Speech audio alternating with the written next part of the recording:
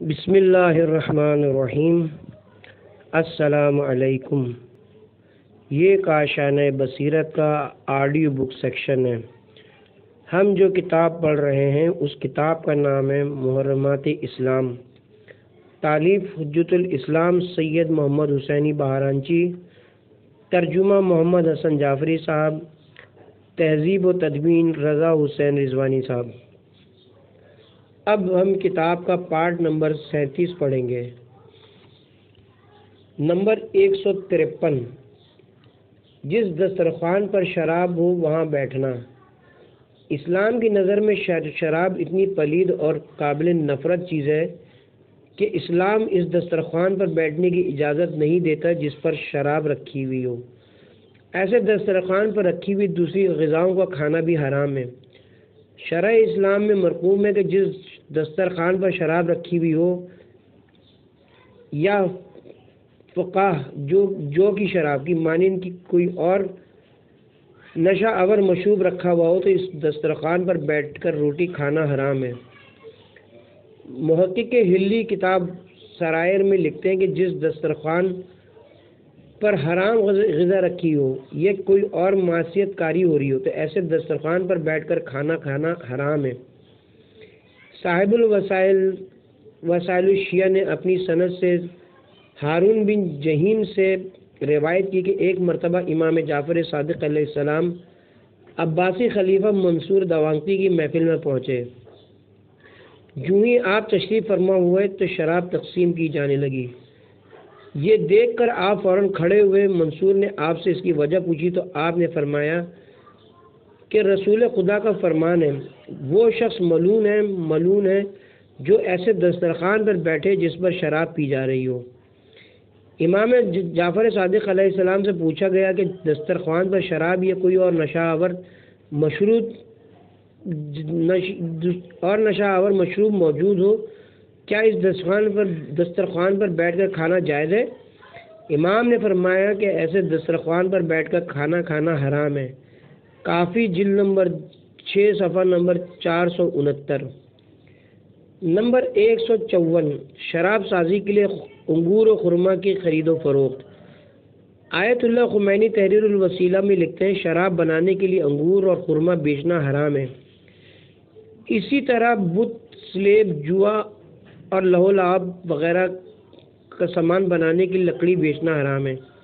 اس کام کے حرام ہونے کے لیے بیچنے والا یا خریدنے والا کہے کہ یہ میں حرام کے لیے بیچتا ہوں یا خریدتا ہوں، یہ معاملے کے ضمن میں یہ شرط لگائے یا ان کے اس کام کی بنیاد ہو کہ اسے حرام کام میں لائیں گے، یا خریدنے والا بیچنے والے سے کہا کہ مجھے شراب بنانے کے لیے 1 منگ انگور چاہیے اور دکاندار اسی نیت کے ساتھ اسے انگور بیچے تو یہ خرید و فروخت حرام ہے۔ اسی طرح شراب رکھنے کے لیے گودام اور بیچنے کے لیے دکان کرائے پر دینا اور اس کی نگہبانی کرنا اور اس سلسلے میں دوسرے محرمات انجام دینا بھی حرام ہے اور معاملہ باطل ہے۔ اندرین حالات بیچنے والا اور کرائے پر مکان اور دکان دینے والا اس قیمت کا مالک نہیں بن سکتا اور اس قیمت میں تصرف کرنا حرام اور ممنوع ہے۔ قیامت کے دن شرابی کا انجام کیا ہوگا؟ امام محمد باقر علیہ السلام نے فرمایا کہ قیامت کے دن شراب خور کو اس حالت میں لایا جائے گا کہ اس کا چہرہ کالا ہوگا، اس کی زبان باہر لٹکی ہوئی ہوگی اور اس کا لعاب سینے پر بہہ رہا ہوگا، اور اللہ کا اس پر حق ہے کہ اسے تینیت قبائل کی پاکیزگی پلائے، اور اللہ کا اس پر حق ہے کہ اسے تینیت قبائل کی گندگی پلائے۔ پوچھا گیا کہ تینیت قبائل کیا ہے؟ آپ نے فرمایا کہ بدکار عورتوں کی شرمگاہ سے نکلنے والی پیپ اور خون تینیت قبائل ہے۔ کافی جلد نمبر 6 صفحہ نمبر 396۔ امام جعفر صادق علیہ السلام نے فرمایا کہ جو لوگ دنیا میں شراب سے سیر و سراب ہوتے ہیں وہ پیاسے مریں گے اور قیامت کے دن پیاسے اٹھیں گے اور پیاسے دوزخ میں جائیں گے۔ کافی جلد نمبر 6 صفحہ نمبر 400۔ رسول اکرم صلی اللہ علیہ وسلم نے فرمایا ہے، اللہ نے مجھے تمام جہانوں کے لیے رحمت بنا کر بھیجا ہے اور حکم دیا کہ میں بتوں، سارنگی، ستار اور جاہلیت کی نشانیوں کو مٹا دوں۔ میرے پروردگار نے قسم کھا کر کہا ہے کہ میرا جو بھی بندہ دنیا میں شراب پیے گا اتنی ہی مقدار میں اسے دوزخ کا گرم پانی پلایا جائے گا، خواہ بعد میں اسے عذاب دیا جائے یا معاف کر دیا جائے۔ کافی جلد نمبر 6 صفحہ نمبر 396۔ امام جعفر صادق علیہ السلام نے فرمایا کہ جو شخص نبیذ ایک قسم کی شراب خرما کو حلال سمجھ کر پیے گا وہ ہمیشہ جہنم میں رہے گا، اور جسے حرام سمجھ کر پیے گا اسے جہنم کا عذاب دیا جائے گا۔ کافی جلد نمبر 6 صفحہ نمبر 398۔ امام محمد باقر علیہ السلام نے فرمایا کہ جو شخص توبہ کیے بغیر مر جائے اور اس کے پیٹ میں ایک قطرہ شراب کا ہو، جب وہ قبر سے اٹھے گا تو دیوانہ ہو کر اٹھے گا، اس کے منہ سے جھاگ بہ رہا ہوگا اور وہ تباہی کو پکار رہا ہوگا۔ کافی جلد نمبر 6 صفحہ نمبر 399۔ زید بن علی نے اپنے آباء طاہرین کی سند سے نقل کیا ہے، رسول خدا صلی اللہ علیہ وسلم نے شراب پر لعنت کی ہے، شراب نچوڑنے والے پر اور اس کے خریدنے والے پر، اس کے بیچنے والے پر، اس کے پلانے والے پر، اس سے حاصل ہونے والی کمائی پر اور اس کے کمانے والے پر، پینے والے پر، اٹھا کر لے جانے والے پر اور جس کی طرف اسے لے جایا جائے، ان سب پر لعنت کی ہے۔ کافی جلد نمبر 6 صفحہ نمبر 398۔ امام جعفر صادق علیہ السلام نے فرمایا کہ جو ایک گھونٹ شراب پیے تو اللہ، اس کے ملائکہ، انبیاء اور مومنین اس پر لعنت کرتے ہیں، اور اگر وہ اتنی شراب پیے کہ مست ہو جائے تو اس کے بدن سے روح ایمان نکل جاتی ہے اور اس کی جگہ پست، خبیث اور ملعون روح داخل ہو جاتی ہے، اور اس وقت وہ نماز چھوڑ دیتا ہے، اور جب وہ نماز چھوڑ دیتا ہے تو اللہ کے فرشتے اسے سرزنش کرتے ہیں، اور اللہ تعالیٰ اس سے کہتا ہے کہ میرے بندے تو کافر ہو گیا ہے، میرے فرشتے تجھے سرزنش کر رہے ہیں، میرے بندے تیرا حال برا ہو۔ پھر امام جعفر صادق علیہ السلام نے فرمایا اس کا برا حال ہو، اس کا برا حال ہو، وہ رسوا ہو جائے، خدا کی قسم، خدا کی ایک لحظہ کی سرزنش 1000 سال کے عذاب سے زیادہ سخت ہے۔ آپ نے فرمایا شراب پینے والا خواہ کوئی ہو وہ ملعون ہے اور ان کا سخت مواخذہ کرنا چاہیے۔ پھر آپ نے فرمایا وہ شخص ملعون ہے جو خدا کے فرمان سے روگردانی کرے، اگر وہ صحرا میں جائے تو صحرا اسے ہلاک کر دے گا، اور اگر وہ دریا میں جائے تو دریا اسے غرق کر دے گا، کیونکہ جس سے خدا ناراض ہو اس پر صحرا اور دریا بھی ناراض ہوتے ہیں۔ فروع کافی جلد نمبر 6 صفحہ نمبر 399۔ کسی نے امیر المومنین علیہ السلام سے عرض کیا کہ آپ یہ سمجھتے ہیں کہ شراب، زنا اور چوری سے بھی بڑا جرم ہے؟ آپ نے فرمایا ہاں، زانی کے متعلق یہ امکان ہے کہ وہ بس زانی ہی رہے اور دوسرے جرائم نہ کرے، جبکہ شرابی شراب کے نشے میں دھت ہو کر زنا بھی کر سکتا ہے، چوری بھی کر سکتا ہے، کسی کو ناحق قتل بھی کر سکتا ہے اور نماز کا تارک بھی ہو سکتا ہے۔ فروع کافی جلد نمبر 6 صفحہ نمبر 403۔ سابقہ ادیان اور شراب۔ امام جعفر صادق علیہ السلام نے فرمایا کہ اللہ نے جتنے بھی انبیاء و مبعوث کیے ہیں ان پر حرمت شراب کی وحی کی۔ شراب تمام ادیان الہی میں حرام تھی اور حرام ہے۔ شیخ توسی تہذیب جلد نمبر 9 صفحہ نمبر 102۔ بائبل میں اگرچہ تحریف ہو چکی ہے لیکن اس میں آج بھی شراب کی حرمت کا تذکرہ موجود ہے۔ چنانچہ پرانا عہد نامہ کی کتاب امثال سلیمان باب 23 میں لکھا ہے تو شرابیوں میں شامل نہ ہو، آیت نمبر 20۔ نیز آیات 29 تک 32 میں لکھا ہے کون افسوس کرتا ہے، کون بدبخت ہے، کون جھگڑالو ہے، کون شاکی ہے، کون بے سبب گھائل ہے اور کس کی آنکھوں میں سرخی ہے، وہی جو دیر تک میں نوشی کرتے ہیں، وہی جو ملائی ہوئی میں کی تلاش میں رہتے ہیں، جب میں لال ہو، جب اس کا عکس جام پر پڑے اور جب وہ روانی کے ساتھ نیچے اترے تو اس پر نظر نہ کرو، کیونکہ انجام کار وہ سانپ کی طرح کاٹتی اور افعی کی طرح ڈس جاتی ہے۔ یعنی ایک شرابی نشے میں مست ہو کر اپنے یا دوسرے کو زخمی کر دیتا ہے یا قتل کر دیتا ہے یا اس سے کوئی غلط کام سرزد ہو جاتا ہے۔ یہ تمام بدبختیاں ان لوگوں کے لیے ہیں جو شراب کے عادی ہو چکے ہیں اور نیا عہد نامہ کتاب افسیوں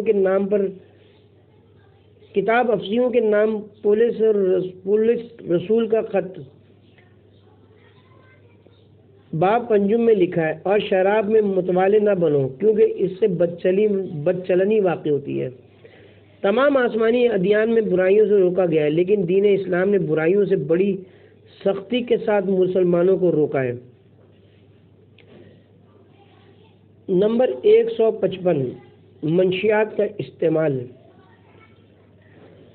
دنیا کے ترقی یافتہ ممالک ترقی پذیر ملکوں بالخصوص اسلامی ملکوں کا اتصال کرنے کے لیے ان کے جوانوں کو منشیات کے جہنم میں دھکیل رہے ہیں، اور ان کے مقاصد بھی بڑے واضح ہیں۔ جس قوم کے جوان منشیات کے عادی ہو جائیں، اس قوم کی آزادی داؤ پر لگ جاتی ہے، اور اس معاشرے سے دین و ایمان کی غیرت سلب ہو جاتی ہے۔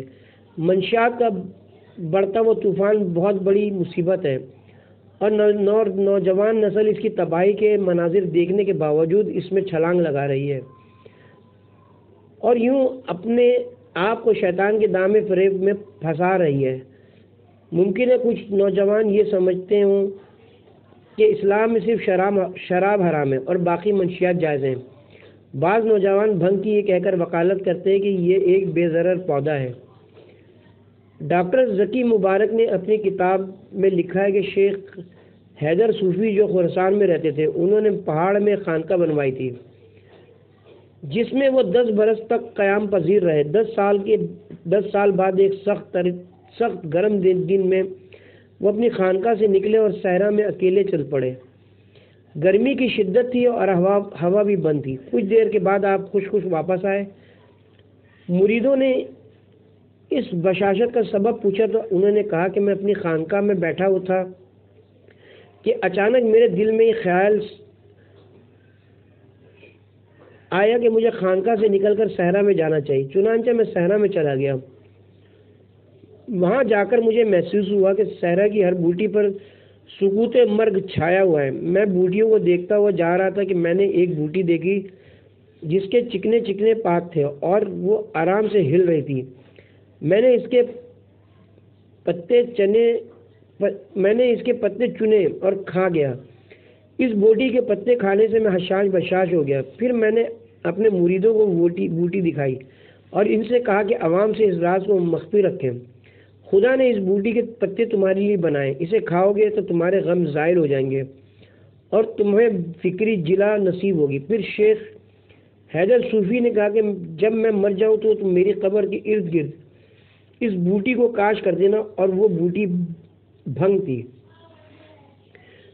مقصد یہ ہے کہ شراب چھوڑ دو اور شیخ حیدر کی بھنگ استعمال کرو۔ جب تم خوبصورت ساقی لڑکے کے ہاتھ سے بھنگ کا پیالہ لو گے تو تمہیں یوں لگے گا جیسے گلابی رخسار پر کوئی عبارت رقم ہو۔ ڈاکٹر ذکی مبارک اپنی کتاب میں لکھتے ہیں کہ صوفیہ کی محفل میں بھنگ کو خوب فروغ حاصل ہوا، اور صوفیہ نے بھنگ کو مصر سے لے کر فارس تک رائج کیا۔ یہ بھی بیان کیا جاتا ہے کہ مصر کے ارباب منبر خطبہ جمعہ سے پہلے بھنگ پیتے تھے۔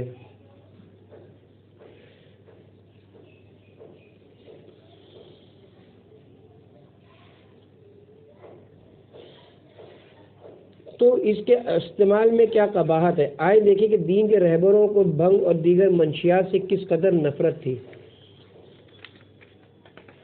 رسول مقبول صلی اللہ علیہ وسلم نے فرمایا، ان قریب میری امت پر وہ وقت آئے گا جب اس کے لوگ بھنگ استعمال کریں گے، میں ان سے بیزار ہوں گا اور وہ مجھے سے بیزار ہیں۔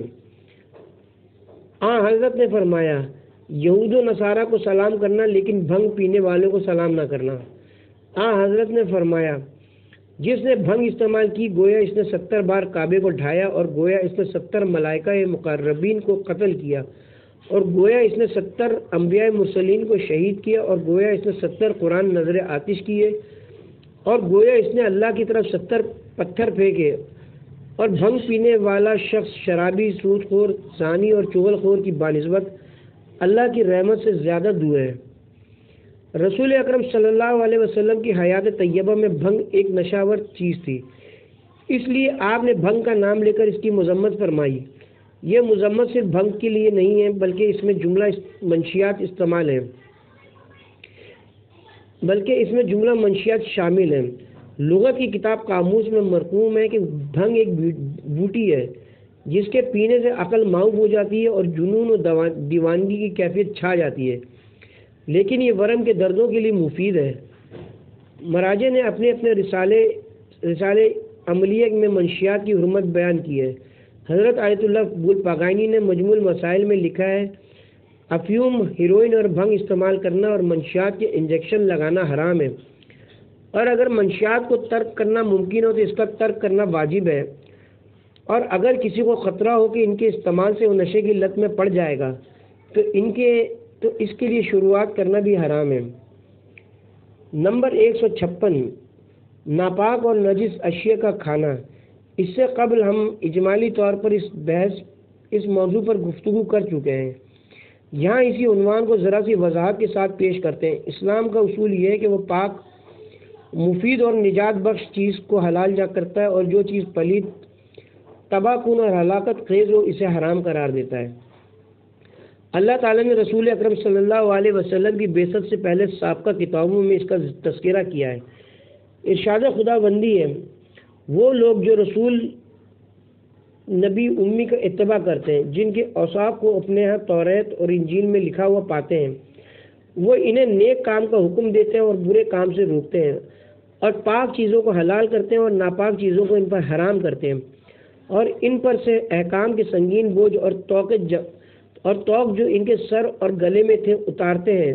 تو جو لوگ ان پر ایمان لائے اور ان کا احترام کیا اور ان کی مدد کی، جو نور ان کے ساتھ نازل ہوا اس کی پیروی کی، وہی فلاح پانے والے ہیں۔ سورہ اعراف آیت نمبر 157۔ رسول خدا صلی اللہ علیہ وسلم کی ایک اہم صفت یہ کہ آپ طیبات کو حلال اور خبائث کو حرام قرار دیتے تھے۔ یہ بھی ایک حقیقت ہے کہ طیبات اور خبائث کا دائرہ کار صرف کھانے پینے کی چیزوں تک محدود نہیں ہے۔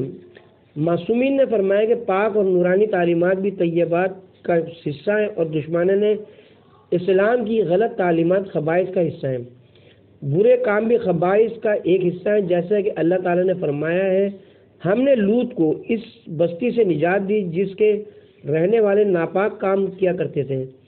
اس آیت میں لواطت کی طرف اشارہ کیا گیا اور اس فعل بد کو لفظ خبائث سے تعبیر کیا گیا ہے۔ ائمہ اہل بیت کا بیان ہے کہ رسول مقبول صلی اللہ علیہ وسلم نے فرمایا، شراب بدترین خبائث و پلیدی ہے۔ جو شراب پیتا ہے اللہ 40 دن تک اس کی نماز قبول نہیں کرتا۔ تحریر الاحکام جلد نمبر 2 صفحہ نمبر 26۔ امام جعفر صادق علیہ السلام نے فرمایا، شراب ام الخبائث اور ہر برائی کا سر چشمہ ہے۔ تحریر الاحکام جلد نمبر 2 صفحہ نمبر 165۔ ابن فہد ہلی بیان کرتے ہیں کہ شراب کی حرمت کی وجہ یہ ہے کہ وہ خبیث ہے، اس سے ثابت ہوتا ہے جو بھی چیز خبیث ہو وہ حرام ہے۔ علامہ ہلی کتاب منتہا میں فرماتے ہیں کہ جتنی بھی خبائثت کی اقسام مقصور ہو سکتی ہیں، رسول خدا صلی اللہ علیہ وسلم سب کو حرام قرار دیتے ہیں۔ محققین عراقی فرماتے ہیں، یہ نہیں کہا جا سکتا کہ انسان کی طبیعت جس چیز سے متنفر ہو وہ خبیث ہے۔ مثلا ایک شخص لقمہ منہ میں چبا کر باہر نکالتا ہے، اگرچہ انسان کی طبیعت اس سے متنفر ہے لیکن اسے حرام نہیں کہا جا سکتا۔ لہذا خبائث اور حرمت کا معیار طبع انسان کا متنفر ہونا نہیں ہے۔ اسی لیے محقق اردبیلی لکھتے ہیں، یہ کہنا درست ہوگا کہ خبائث سے مراد وہ چیزیں جنہیں معتمدن لوگ اور شہر کے رہنے والے پلید سمجھیں اور ان سے نفرت محسوس کریں۔ دوسرے محرمات۔ نمبر 157، وہ چیزیں جو اعتکاف میں حرام ہیں۔ اعتکاف ایک مسکون عبادت ہے اور اس پر ہر ماہ عمل کیا جا سکتا ہے، البتہ رجب اور رمضان المبارک میں اس کا ثواب بہت زیادہ ہے۔ ایک روایت میں ہے کہ رمضان المبارک کے آخری عشرے کے اعتکاف کا ثواب 2 حج اور 2 عمرے کے برابر ہے۔ وسائل الشیعہ جلد نمبر 10 صفحہ نمبر 534۔ اعتکاف مسجد میں کرنا چاہیے، اس کا اس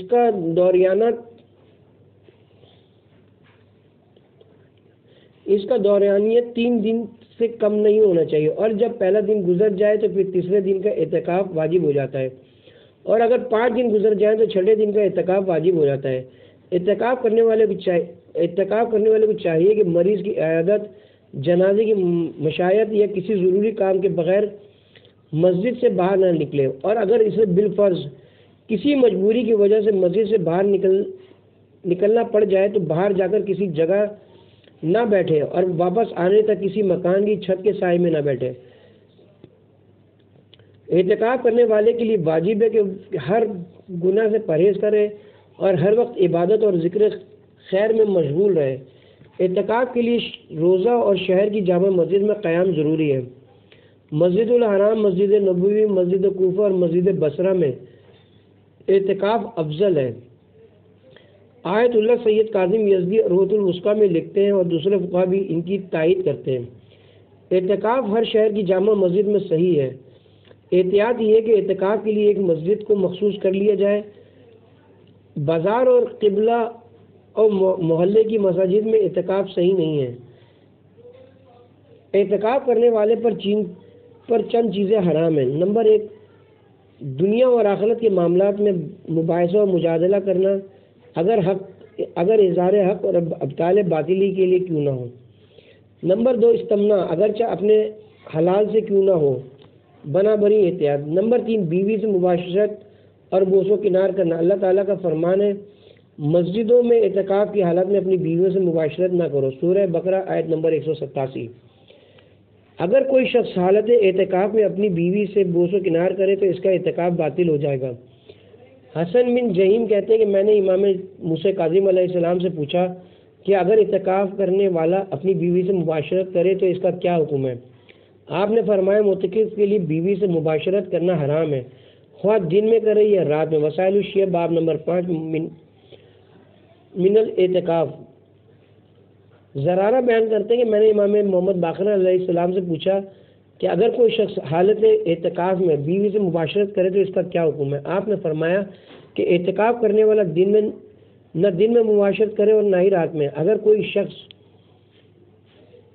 ایسا کرے گا تو اس کا کفارہ 60 روزے یا رکھنا یا 60 مسکینوں کو کھانا کھلانا یا ایک غلام کو آزاد کرنا ہے۔ واضح ہے کہ رمضان المبارک میں روزہ نہ رکھنے والوں کے لیے بھی یہی حکم ہے۔ وسائل الشیعہ باب نمبر 6 من الاعتکاف۔ شیخ صدوق لکھتے ہیں، روایت میں آئے کہ اگر اعتکاف کرنے والے نے رات میں مباشرت کی ہو تو 1 کفارہ دے، اور اگر دن میں مباشرت کی ہو تو 2 کفارے دے۔ نمبر 4، اعتکاف کرنے والے کے لیے خوشبو سونگھنا اور خریدنا ممنوع ہے۔ امام محمد باقر علیہ السلام نے فرمایا کہ اعتکاف کرنے والے کو خوشبو اور پھول کی خوشبو نہیں سونگھنا چاہیے، اور جھگڑا نہیں کرنا چاہیے، اور خرید و فروخت نہیں کرنا چاہیے۔ وسائل الشیعہ باب نمبر 10 من الاعتکاف۔ نمبر 5، آیت اللہ سید کاظم یزدی لکھتے ہیں، اعتکاف کرنے والے کے لیے خرید و فروخت کرنا حرام ہے۔ احتیاط واجب کی بنا پر اسے تجارت اور کسب و کار سے بھی اجتناب کرنا چاہیے، البتہ ضرورت کے تحت ایسا کرنا جائز ہے۔ روح الوثقی احکام الاعتکاف۔ علامہ اہلی اپنی کتاب تذکرہ میں لکھتے ہیں کہ ایسی صفت اور ایسی تجارت جو اعتکاف کرنے والے کو عبادت سے باز رکھے، مثلا کپڑے سینا وغیرہ حرام ہے، مگر حد ضرورت اس سے مستثنی ہے۔ نمبر 158، مسلمانوں سے لڑنا اور بدامنی پھیلانا۔ قرآن حکیم نے مسلمانوں اور اہل قبلہ سے جنگ کی شدید مذمت کی ہے اور اسے خدا اور رسول سے جنگ کے مترادف قرار دیا ہے۔ قرآن حکیم فرماتا ہے، جو لوگ خدا اور اس کے رسول سے جنگ کریں اور ملک میں فساد پھیلاتے پھریں، ان کی یہی سزا ہے کہ قتل کر دیے جائیں یا سولی چڑھا دیے جائیں، یا ان کے ہاتھ اور پاؤں مخالف سمتوں سے کاٹ دیے جائیں یا ملک سے نکال دیے جائیں۔ یہ تو دنیا میں ان کی رسوائی ہے اور آخرت میں ان کے لیے بڑا بھاری عذاب ہے۔ سورہ مائدہ آیت نمبر 33۔ امام جعفر صادق علیہ السلام نے اس آیت کا شان نزول بیان کرتے ہوئے فرمایا تھا، بنی زبا کے کچھ لوگوں نے رسول اکرم کی خدمت اقدس میں آ کر اسلام قبول کیا۔ وہ کچھ دن مدینے میں قیام پذیر رہے اور بیمار ہو گئے۔ آپ نے انہیں مدینہ کی چراگاہ میں بھیج دیا تاکہ کھلی آب و ہوا میں رہیں اور اونٹوں کا دودھ پئیں اور ان کے پیشاب کو بطور دوا استعمال کریں۔ یہ لوگ چراگاہ میں رہے یہاں تک کہ تندرست ہو گئے۔ رسول اکرم کو اس واقعے کی خبر ملی تو آپ نے امام علی کو کچھ لوگوں کے ساتھ ان کے تعاقب میں بھیجا۔ آپ نے یمن کے نزدیک ایک صحرا میں انہیں جا لیا اور پکڑ کر مدینے لے آئے۔ اللہ تعالیٰ نے ان کے متعلق مذکورہ بالا آیت اتاری تو رسول اکرم صلی اللہ علیہ وسلم نے ان لوگوں کے ایک ایک طرف کے ہاتھ اور ایک طرف کے پاؤں کٹوا دیے۔ کافی جلد نمبر 7 صفحہ نمبر 245۔ امام محمد باقر علیہ السلام فرماتے ہیں جو شخص مسلمانوں کے شہر میں ان پر اسلحہ تان لے اور اگر ان کے مویشی ذبح کر دے تو اس سے قصاص لیا جائے گا اور اسے شہر بدر کر دیا جائے گا۔ اور جو شخص شہر کے علاوہ مثلا دور دراز علاقوں اور ہائی وے وغیرہ پر ہتھیاروں کی نمائش کر کے دہشت پھیلائے اور مسلمانوں کے مویشی ذبح کر دے اور مال لوٹ لے لیکن کسی کو قتل نہ کرے تب بھی اسے محارب کی سزا دی جائے گی اور اس کا معاملہ امام کی ثوابدید پر ہے، چاہے تو اسے قتل کر دے اور چاہے تو سولی دے دے اور چاہے تو مخالف سمتوں سے اس کے ہاتھ پاؤں کٹوا دے۔ اور اگر کسی نے کسی کو دھمکایا ہو اور قتل کر کے اس کے مال پر قبضہ کر لیا ہو تو حاکم کو چاہیے کہ اس کا دایاں ہاتھ چوری کی سزا میں کاٹ دے، پھر اسے مقتول کے وارثوں کے حوالے کر دے تاکہ وہ اس سے لوٹی ہوئی رقم برآمد کریں، پھر اسے قتل کر دیں۔ نمبر 159 سماج دشمن عناصر کی سزا۔ شیخ صدوق اپنی کتاب مقنع میں فرماتے ہیں امام جعفر صادق علیہ السلام نے آیت کے ذیل میں فرمایا ہے سزا دینے کا اختیار حاکم کے پاس ہے، چاہے تو اسے قتل کر دے، چاہے تو پھانسی دے دے اور چاہے تو شہر بدر کر دے۔ راوی نے پوچھا کہ شہر بدر کرنے کا کیا مطلب ہے؟ آپ نے فرمایا اسے ایک شہر سے دوسرے شہر بھیج دے، جیسا کہ امام علی علیہ السلام نے 2 آدمیوں کو کوفہ بدر کر کے بصرہ بھیج دیا تھا۔ کافی جلد نمبر 7 صفحہ نمبر 450۔ شیخ توسی اپنی کتاب مضمون میں لکھتے ہیں جو لوگ ہتھیاروں کی نمائش کر کے زمین، سمندر، صحرا اور شہروں میں لوگوں کو خوفزدہ کریں، پھر فرماتے ہیں چوروں اور ڈاکوؤں کی سزا بھی روایت کے مطابق یہی ہے۔ مؤلف کہتا ہے کہ شیخ مفید اور ان کے شاگرد شیخ توسی کے درمیان ان سزاؤں کے اجرا کے بارے میں کچھ اختلاف ہے۔ شیخ مفید نے آیت کے ظاہری الفاظ اور چند روایات کی بنیاد پر یہ کہا ہے کہ محاربین کے لیے اللہ تعالیٰ نے جو 4 سزائیں مقرر کی ہیں حاکم ان میں سے جو سزا مناسب سمجھے دے سکتا ہے، لیکن شیخ توسی فرماتے ہیں کہ مختلف جرائم کی سزا بھی مختلف ہے، لہذا جرائم کے لحاظ سے حاکم سزا دے۔ شیخ توسی فرماتے ہیں اگر کوئی محارب ہتھیار اٹھا کر لوٹ مار کرے اور امن و امان میں خلل ڈالتے ہوئے کسی شخص کو مار ڈالے تو حاکم اسے قتل کر دے، اور اگر اس نے مال بھی لوٹا ہو تو قتل کرنے کے بعد اس کی لاش کو سولی پر لٹکا دے، اور اگر اس نے اسلحہ کے زور پر کسی کا صرف مال لوٹا ہو تو مخالف سمتوں سے اس کے ہاتھ پاؤں کاٹ دے، اور اگر مجرم نے صرف ہتھیار اٹھایا ہو لیکن کسی کو قتل نہ کیا ہو اور مال نہ لوٹا ہو تو اسے 1 سال کے لیے شہر بدر کر دیا جائے اور شہر میں اعلان کرا دیا جائے کہ کوئی شخص اس سے میل ملاپ نہ رکھے، لین دین نہ کرے، اس سے رشتہ نہ دے اور اس کے ساتھ بیٹھ کر کھانا نہ کھائے۔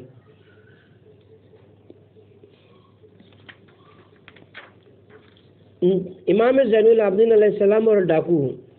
بہار میں امالی توسی کے حوالے سے مرقوم ہے کہ ایک مرتبہ امام زین العابدین علیہ السلام حج پر جاتے ہوئے مکہ اور مدینے کے درمیان پہنچے تو ایک ڈاکو نے آپ سے کڑک کر کہا سواری سے نیچے اتر آئیں۔ امام نے اس سے پوچھا تم کیا چاہتے ہو؟ ڈاکو نے کہا میں آپ کو قتل کر کے آپ کا مال لوٹنا چاہتا ہوں۔ امام نے فرمایا میں اپنا آدھا مال بخوشی تیرے حوالے کرتا ہوں۔ ڈاکو نے کہا یہ مجھے منظور نہیں۔ امام نے فرمایا اچھا اس مال میں سے کچھ چھوڑ دے تاکہ میں اپنے گھر پہنچ سکوں۔ باقی تو لے لے۔ ڈاکو نے کہا یہ بھی مجھے منظور نہیں۔ امام نے فرمایا تیرا کیا خیال ہے، تیرا رب کہاں ہے؟ ڈاکو نے کہا وہ سویا ہوا ہے۔ جیسے ہی اس نے یہ کہا اچانک صحرا سے دو شیر دوڑتے ہوئے آئے، ایک نے اس کی گردن اور دوسرے نے اس کے پاؤں منہ میں دبوچ لیے اور اسے گھسیٹ کر لے گئے۔ امام نے فرمایا تو سمجھتا تھا کہ تیرا رب سویا ہوا ہے، اب پتہ چلا کہ وہ نہ سوتا ہے نہ اونگتا ہے۔ بہار الانوار جلد نمبر 46 صفحہ نمبر 41۔ مؤلف کہتا ہے کہ ڈاکوؤں کے ساتھ امام علیہ السلام کی خیر خواہی سے سبق حاصل کرنا چاہیے۔